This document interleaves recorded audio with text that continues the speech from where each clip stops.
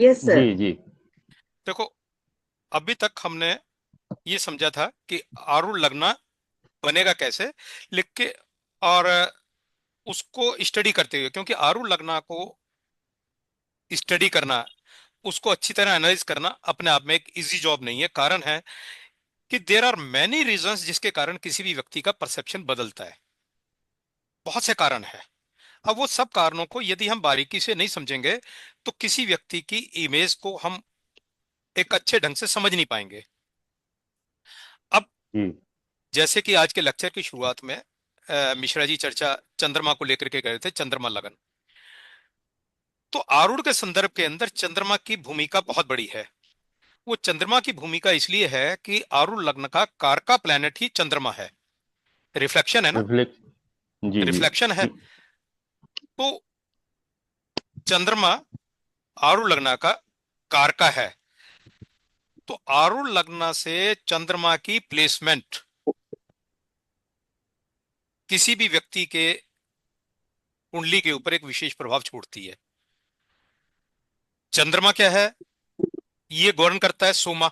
सोमा मतलब अमृत। जी प्राणा, वायु।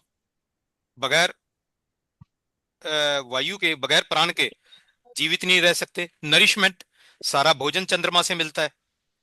तो यदि चंद्रमा का प्रभाव हम ना गिने तो मैनिफेस्टेशन ही नहीं होता। ये हमने चर्चा करी कि आरूढ़ का कारक चंद्रमा है, जी जी। रिफ्लेक्शन है, रिफ्लेक्शन ऑफ सन है। तो चंद्रमा नेचुरल नरिशर है, नेचुरल फूड देने वाला है अरूड़ा को। अब कितना फूड दे रहा है, कितना उसको नरिशमेंट मिल रहा है, जिससे कि हम ये समझ सकें कि उस व्यक्ति के जातक, जिसकी भी कुंडली को हम देख रहे हैं, उस पर चंद्रमा का कितना प्रभाव पड़ करके कितना नरिशमेंट आ रहा है, कितना आरूढ़ लगन पे प्रभाव पड़ रहा है। आगे चलने से पहले हमारे को चंद्रमा की एक विशेषता समझने की आवश्यकता है कि चंद्रमा कहीं पर भी प्लेस्ड है, उससे 12th हाउस क्या बतलाता है और उससे सेकंड हाउस क्या बतलाता है। हम रूटीन में उस भाव की तो चर्चा कर लेते हैं जहां पर चंद्रमा प्लेस्ड है, लेकिन गुरुजी ने बड़े अच्छे ढंग से इसको एक्सप्लेन करा जिस वक्त आरूढ़ लगन को समझा रहे थे तब भी। और उन्होंने एक विशेष क्लास ली थी लगन से चंद्रमा की प्लेसमेंट के संदर्भ में। संजय रथ जी की भी है और गुरु रामनाथ जी की भी है। तो 12th फ्रॉम मून बतलाता है family life, married life, private happiness, internal emotional word, bedroom की हैप्पीनेस, डोमेस्टिक पीस। ये सब चीजों के बारे में चंद्रमा से 12वें हाउस को देख करके हम समझ सकते हैं कि यदि वहां पर मैलेफिक प्लैनेट्स का प्रभाव है तो इन सब चीजों पर नेगेटिव इंपैक्ट आते हैं। और यदि बेनिफिक का है, मित्र राशि में है, लाइक दैट, तो हम ये कह सकते हैं कि व्यक्ति की मैरिड लाइफ बढ़िया है, उसको घर में प्रसन्नता का अनुभव है, लाइक दैट वी में एनालाइज। सेकंड फ्रॉम मून ये बतलाता है मेरी पब्लिक लाइफ के बारे में, बिजनेस, सोसाइटी, पब्लिक डीलिंग, पैसे कमाने के लिए जो हम प्रोफेशन अडॉप्ट करते हैं वहां के बारे में, आउटर इंटरेक्शंस जितने भी हैं वो डिफिकल्ट होंगे, इजी होंगे, वो चंद्रमा से दूसरे भाव से पता लगेगा।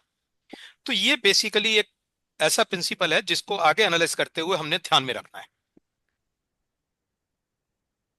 अब हम आगे इस बात को समझेंगे कि आरूढ़ लगना से हर भाव में चंद्रमा की प्लेसमेंट कैसे बोलेगी। हम 12 के 12 हाउसेस को वन बाय वन देखते हैं। सबसे पहले देखते हैं हम मून इन थर्ड और मून इन एट्थ। इन दोनों को यम रूपा एनर्जी बोला है। यम रूपा एनर्जी क्यों है? कि यहां पर चंद्रमा काफी कमजोर हो जाता है। जी जब अष्टम भाव में होता है तो उसको हम मरण कारक स्थान भी पानी बोलते हैं। दे दो और दो बॉटल का। काल पुरुष की कुंडली में वृश्चिक राशि में वो डेबली भी होता है। जी तो और थर्ड हाउस भी क्योंकि अष्टम से अष्टम है, वहां पर उसके अंदर उस कारण से तकलीफ है। और कुछ लोगों का ऐसा मानना है कि जिस जातक की कुंडली में थर्ड हाउस के अंदर अ, चंद्रमा होता है, तो उसके स्पाउस की डेथ उससे पहले होती है। कुछ कुंडलियों पे कभी लगा करके चेक करना कि क्या ये डिक्टम ठीक उतरता नहीं उतरता। तो मून हमारे को, जैसे हमने चर्चा करी, प्राणा है, लाइफ फोर्स देता है, ब्रीथिंग देता है, vitality, circulation and living energy. रई, रई शब्द का प्रयोग करा, ये food, nutrition, resources, material support and physical nourishment. तो प्राणा solar life force express through moon, और रई food, matter, material support shortcut में बोले तो जब भी मून आरूढ़ लगना से थर्ड या एट्थ में है, तो ये खाली माइंड का सिग्निफिकेटर नहीं है, हमारी लाइफ एनर्जी और नरिशमेंट दोनों को डिस्टर्ब करता है। अब इसको थोड़ा सा ऐसे और समझें, जैसे हमने बात करी उसका ट्वेल्थ और सेकंड। मून अगर थर्ड में है तो यहां डिस्टरबेंस जरूर देता, लेकिन मून का ट्वेल्थ हाउस कौन सा बनेगा? Moon second. का ट्वेल्थ बना सेकंड। तो बेसिकली ऐसे जातक की फैमिली लाइफ बढ़िया रहेगी, क्योंकि सेकंड हाउस जो है बेनिफिक हाउस है, और वहां उसको सपोर्ट सिस्टम मिलता है सारा। आउट लगन को सस्टेनेंस मिलती है, तो फैमिली को सस्टेनेंस मिलती है। और फोर्थ जो बना, सेकंड आउटर हाउस। लाइफ, वो फोर्थ हाउस बन गया उसका। सेकंड जो थर्ड से सेकंड है वो फोर्थ हाउस हुआ आरूढ़ लगना से। तो ये भी समझ सकते हैं कि थर्ड में होने के बावजूद उसकी वहां मून दिगली भी हो जाता है, और फोर्थ हाउस अपने आप में ठीक है, तो ऐसे जाता है कि पब्लिक लाइफ भी ठीक होगी। अपने आप में तो तकलीफ है, उसकी नरिशमेंट में तकलीफ आ रही है, लेकिन उसकी family life and outer life both are good. और यदि एट्थ में होता है तो उसका ट्वेल्थ बन गया seventh house, which is the public dealing with the others. यहां डिस्टरबेंस आ गई कि वो बेसिकली परिवार के अंदर भी पब्लिक डीलिंग को, व्यापार को, मार्केट प्लेस को लेकर के बैठा हुआ है, लेकिन उसका सेकंड बना नाइन्थ हाउस। नाइन। जी वो भाग्य के लिए बहुत बढ़िया है, क्योंकि वहां भाग्य है उसका, पब्लिक डीलिंग बहुत परफेक्ट है। ये विजिबिलिटी, यहां पर जो एक एग्जांपल लिया, मून आरू लगना इस कुंडली के अंदर, ये विजिबल हो रहा है चार्ट क्या? हाँ जी। जी जी। जी सर, जी सर। हाँ, 11th हाउस में है। हाँ, और इलेवेंथ हाउस, इलेवेंथ हाउस में है आरू लगना। अ, तो इलेवेंथ से एट्थ में मून है, स्कॉर्पियो जी लगना है, जी जी जी मंगल लिब्रा के अंदर है, तो आरू लगना इलेवेंथ हाउस में कन्या। बना, वर्गो। वर्गो राशि के अंदर। वर्गो में आ जाए। और मून की जो प्लेसमेंट है along with Ketu in the eighth house है। तो मून का नाइन्थ लॉर्ड होने के बावजूद प्लेस्ड कहां हुआ? एर्थ में। इसको प्राणा मिलने में तकलीफ आ रही है, सस्टेनेंस में प्रॉब्लम आ रही है। डिस्टर्बेंस कौन सा हाउस हो रहा है? जिसका मून मालिक है, नाइन्थ हाउस ऑफ द कुंडली। तो इस जातक के फादर से रिलेशनशिप के अंदर इशू था, धर्मा में इशू था, direction in life becomes confused, blessings reduced, क्योंकि moon can not nourish ninth house manifestation. इसका अगर हम ट्वेल्थ और सेकंड देखते हैं तो वहां इतनी बड़ी प्रॉब्लम नहीं है, क्योंकि उसका सेकंड के अंदर जुपिटर प्लेस्ड है। पब्लिक लाइफ ठीक है, कैरियर उसका ठीक है, कैरियर में इशू नहीं है। और यदि हम उसका ट्वेल्थ देखते हैं, पब्लिक लाइफ भी ठीक है, लेकिन उसके मेंटल टेंशन के अलावा जिस हाउस का चंद्रमा लॉर्ड। मालिक था, स्वामी था, उस हाउस की नरिशमेंट में तकलीफ आ रही है। वहां शनि भी बैठा हुआ है। वहां शनि भी बैठा हुआ, तो मल्टीप्लिकेशन हो गई। जब जी food and prana can not reach bhavesha, no nourishment, no manifestation. तो वो हमने बात करी कि भावा सीड है, भावेशा एग्जीक्यूटर है, सन रिसोर्सेस हैं, जुपिटर विजडम है, ले- मून प्राणा एंड नरिशमेंट है, आरुदा मैनिफेस्टेशन है। Moon becomes life support and system of manifestation. अब इसी कुंडली में एक चीज ध्यान देने की है, एक डिक्टम और है। हम रूटीन में देखते हैं समाज के अंदर यदि आजकल नशे की प्रवृत्ति बहुत बढ़ गई है, बैड हैबिट्स की प्रवृत्ति बहुत बढ़ गई है। अब अगर हमने कुंडली में ये देखना है कि किसी जातक को बैड हैबिट्स क्यों है, वो अल्कोहलिक क्यों है, ड्रगिस्ट क्यों है, तो उसको देखने के लिए एक बहुत बढ़िया डिक्टम है। आरूढ़ लगना और सिक्स्थ फ्रॉम द आरूढ़ लगना must be afflicted from Saturn and Rahu. तो जितना ज्यादा एफ्लिक्शन आएगा, उतनी ज्यादा उस जातक को एडिक्शंस हो सकते हैं। कारण क्या है? एएल रिप्रेजेंट्स वीकनेसेस, AL6 हमारी कमजोरियां, षड्रिपु है, जी जी छोटा। Enemies, compulsions, disease. तो इस पे मैलेफिक इंपैक्ट आ जाए AL पर और AL6 पर, तो together they create self destruction. अब डिग्री ऑफ एडिक्शन कितनी होगी? वन मैलेफिक है तो small addiction like coffee, T, smoking, और कभी कभी शराब पी लेना। बिल्कुल। समाज के जैसा चलन है, अभी ब्याह शादी में पी लेते हैं जी, कभी दोस्तों के साथ पार्टी में गए तो पी लीजिए, लेकिन रेगुलर नहीं पीते। ये अगर वन मैलेफिक इंपैक्ट है। मल्टीपल हैं तो severe addiction, drug abuse, hard liquor, even chemical oriented नशे, जिसको हम आज की डेट में ड्रग्स लेना बोल देते हैं, ऑब्सेसिव बिहेवियर, अपने ऊपर नियंत्रण ना होना। अब ये जो सी हम कुंडली देख रहे थे, उसका AL बन रहा था वर्गो में। जी अब देखिए AL वर्गो में है, सैटर्न इसका सैटर्न एस्पेक्ट कर रहा है ग्रह वर्गो दृष्टि को। से, वर्गो से। हम्म, सैटर्न 4 नंबर के अंदर है, कैंसर से। जी कैंसर में है, ग्रह दृष्टि से देख रहा है। और राहु के अंदर वो प्लेस्ड ही है। एक मिनट, राहु इसका जो है 12th हाउस में। लार्ड हाँ, राहु के साथ में।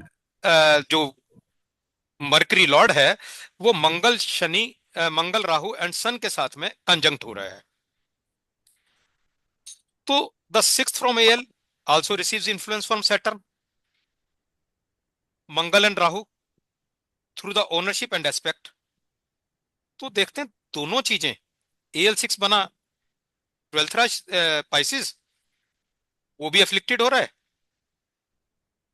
आरूढ़ लगन का लॉर्ड भी अफ्लिक्टेड हो रहा है, उस पर दृष्टि भी पड़ रही है। तो ये जातक जिसकी कुंडली है, ये गुरुजी ने कुंडली लगाई थी क्लास के अंदर, मैंने वो एग्जांपल एज इट ले लिया। उन्होंने बताया कि ये जातक ड्रगिस्ट है, इसको अपने ऊपर कंट्रोल नहीं है, और ड्रग एडिक्शन इसके अंदर पूरा है। अब अपने पास में कोई कुंडली होगी, हम उसको टाइम टू टाइम लगा सकते हैं कभी भी, ये चीज को समझने के लिए। सर इसका मतलब आरूढ़ लगन पर भी आए और आरूढ़ लग्नेश पर भी आ जाए तो भी वो ड्रग एडिक्ट देखिए, होगा वो। हाँ बेसिकली एफ्लिक्शन देखना है, या तो आरूढ़ लगन का लगन एफ्लिक्टेड हो रहा हो शनि राहु से, या जी आरूढ़ लगन के ऊपर आ रहा हो, और आरूढ़ लगन से सिक्स्थ हाउस या आरूढ़ लगन के सिक्स्थ हाउस का लॉर्ड, जितना ज्यादा एफ्लिक्शन आ रहा होगा उतनी ज्यादा उसको ड्रग के अब्यूजेस का सामना करना पड़ रहा होगा, एडिक्शंस का सामना करना पड़ रहा होगा। जी जी सर।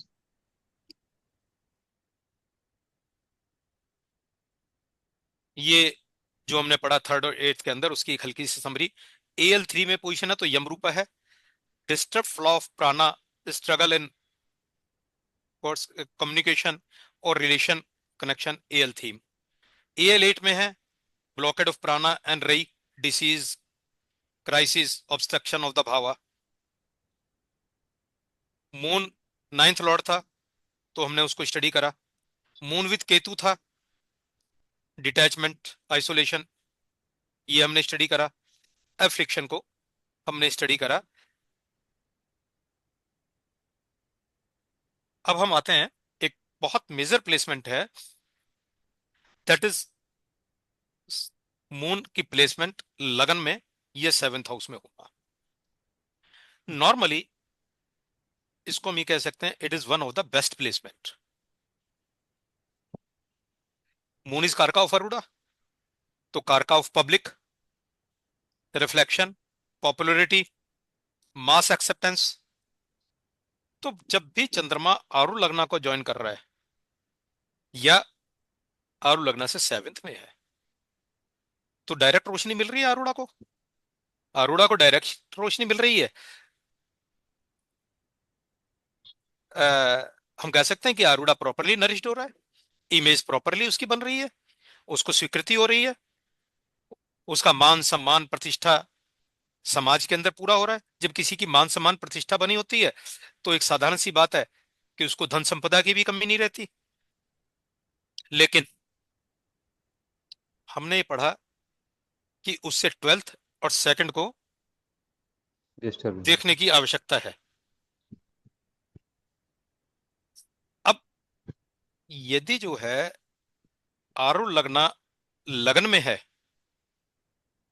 तो उसका ट्वेल्थ हुआ आरूढ़ लगना का ट्वेल्थ, जहां से हमने देख रहे हैं फैमिली लाइफ, और ट्वेल्थ व्यय भाव है, लॉस है, तो उसकी फैमिली लाइफ के अंदर, डोमेस्टिक हैप्पीनेस के अंदर, इनर पीस के अंदर, प्राइवेट इमोशनल लाइफ के अंदर डिस्टरबेंस रहेगी। वहां पर उसको हैप्पीनेस नहीं मिलेगी। लेकिन सेकंड हाउस यदि लगन के अंदर आरूढ़ा है, तो आरूढ़ चंद्रमा। लगना के अंदर मून है, तो उसका सेकंड हाउस बिजनेस को बतला रहा है, प्रोफेशन को बतला रहा है, पब्लिक डीलिंग को बतला रहा है, प्रोफेशन को बतला रहा है। Second house is sustenance house, आरूढ़ लगना का सस्टेनेंस है, बहुत बढ़िया है। तो वी में से कि उसकी पब्लिक लाइफ तो बेटर है। और ये रूटीन में होता भी है कि जिस व्यक्ति की पब्लिक लाइफ बहुत बढ़िया होती है, अमूमन प्राइवेट। उसकी पर्सनल लाइफ के अंदर डिस्टरबेंस हो जाती है। बल्कि पिछले दिनों मेरी कहीं चर्चा थी कि बिग फोर्स के अंदर, ये सीए की बिग फोर फर्म्स हैं, इनके अंदर जो हाई जी रैंक के ऊपर पहुंचे हुए डायरेक्टर पार्टनर्स हैं, उनकी अमूमन फैमिली लाइफ डिस्टर्ब्ड मिली है। आप भी जी। देखेंगे, रूटीन में देखते होंगे कि जिनकी, बिल्कुल बिल्कुल। हाँ, तो twelfth from moon becomes AL12, AL and twelfth from moon is AL12, तो डिस्टरबेंस है। घर के बाहर प्रसिद्धि, successful in society, famous, but personal life suffers. परिवार का उसको, जिसको कहते हैं कि त्याग करना पड़ता है, परिवार की कीमत के ऊपर ही वो आगे बढ़ पाता है। अब मान लेते हैं कि मून सातवें भाव में है, तो सातवें से बारहवां क्या बना, सिक्स्थ हाउस, AL6। अब AL6 वहां पड़ा तो फैमिली के अंदर, क्योंकि twelfth house as per our principles is the family life, और फैमिली लाइफ जाकर करके प्लेस्ड हो गई AL6 में। AL6 कॉन्फ्लिक्ट है, एनिमीज है, डिसीज है, डेली स्ट्रगल है। तो वहां पर फैमिली लाइफ में उसको तकलीफ आ गई. The person becomes successful outside but must struggle to maintain peace at home. Second from moon shows business, personal life, external life. अब यहां पर अगर मून एएल से 7वें भाव में है तो सेकंड हाउस बना एएल 8. एएल 8 भी यहां पर ऑब्स्टिकल है, इंटरप्शन है, सडन चेंजेस है, फाइनेंशियल अनस्टेबिलिटी है. मतलब उस व्यक्ति की पर्सनल इमेज तो बढ़िया हो सकती है, अपने आप में वो प्रसन्न हो सकता है, लेकिन उसकी फैमिली और public life both are the disturbed, जिसका एएल से 7वें भाव में मून प्लेस्ड हो. पर फिर इसमें मेलिफिक अगर प्लैनेट होंगे तभी ऐसा होगा ना, अगर यस, मेलिफिक हुए तो। You are very right. यदि बेनिफिक होंगे तो ये जो सी प्रॉब्लम्स है काफी हद तक रिड्यूस्ड होंगी. जी अ, अगर मैलेफिक होंगे तो ये मल्टीप्लाई हो जाएंगी. लेकिन बेनिफिक के यदि प्रभाव सिंगल बेनिफिक है तो प्रभाव बहुत ज्यादा नहीं आएंगे, आएंगे, लेकिन अगर मल्टीपल बेनिफिक होंगे तो उसको इन तकलीफों का सामना नहीं करना पड़ेगा. जी। ये इस लाइन में मैंने लिया भी है. इफ बेनिफिक ऑक्यूपाई और influence the affected houses, the negative consequences reduces. जो बात आप कह रहे हैं वो यहां हमने पॉइंट आउट भी करी है. तो यदि मून जो है एएल में है तो उसके बारे में को चेक करो. बेनिफेंसी यदि वहां पर ऑक्यूपाई कर रहे हैं तो उसको फैमिली लाइफ में इतनी तकलीफ नहीं आएगी. यदि मून एएल 7 में है तो एएल 6 और एएल 8 को चेक करो कि वहां पर बेनिफिक प्लैनेट्स हैं या नहीं है. उनका किसी भी ढंग से इंफ्लुएंस, आइदर बाय एस्पेक्ट, ग्रह दृष्टि, राशि दृष्टि, परिवर्तन, किसी भी ढंग से आ रहा हो तो बेनिफिक के प्रभाव को हम गिनेंगे. मून इन एएल स्ट्रेंथ में है तो उसकी फेम होगी, रेपुटेशन होगी, पब्लिक सपोर्ट मिलेगी, वेल्थ मिल रही है, स्ट्रॉन्ग पब्लिक इमेज बन रही है, एक्सीलेंट नेटवर्किंग है. लेकिन यदि आरूढ़ लग्न में मून स्वयं में कमजोर है, एनिमी साइन में है, मैलेफिक प्रभाव पड़ रहे हैं, तो ये चीजें नहीं होंगी. वहां पर भी उसको तकलीफों का सामना करना पड़ सकता है. मून इन एएल 7 है, again we have to see the strength, popularity, strong public image, उसका पब्लिक डीलिंग्स बहुत बढ़िया होंगी. बल्कि मैं ये कह सकता हूं कि एएल 7 में यदि किसी व्यक्ति का मून है और वो व्यापार के अंदर है तो बहुत बढ़िया है, क्योंकि वहां पर कस्टमर का इंटरेक्शन बहुत बढ़िया हो जाएगा. ये भी कह सकता हूं कि यदि किसी व्यक्ति का खुद का नहीं है तो ऐसे व्यक्ति को अपना एम्प्लॉय रख ले जिसका एएल 7 में मून है, तो भी जहां रिटेल का आवागमन, कस्टमर का, क्लाइंट्स का आना जाना है, तो उसको काफी लाभ मिलने की संभावना है. ये चार्ट है अपने सामने, एक एग्जांपल के तौर पर लिया. इस चार्ट में moon is placed in Arun लग्ना. बहुत बढ़िया प्लेसमेंट है, मून कार का है अरुदा का, तो कार का है तो पब्लिक पब्लिक का भी है, रिफ्लेक्शन भी मिलता है, पॉपुलैरिटी भी मिलेगी, इमेज बहुत बढ़िया होगी. अब एएल को सपोर्ट कहां कहां से आ रही है? जुपिटर की राशि दृष्टि आ रही है, मरकरी की राशि दृष्टि आ रही है, सन की राशि दृष्टि आ रही है, शनि की दोनों दृष्टि आ रही हैं, राशि भी ग्रह भी. और जुपिटर यहां का लॉर्ड भी है, सेजिटेरियस में है, तो सेजिटेरियस का लॉर्ड भी है. तो इसको बहुत बढ़िया नरिशमेंट मिल रही है. साइन लॉर्ड जुपिटर है, मरकरी, सन, सैटर्न, सभी इसको एक्सपेक्ट कर रहे हैं,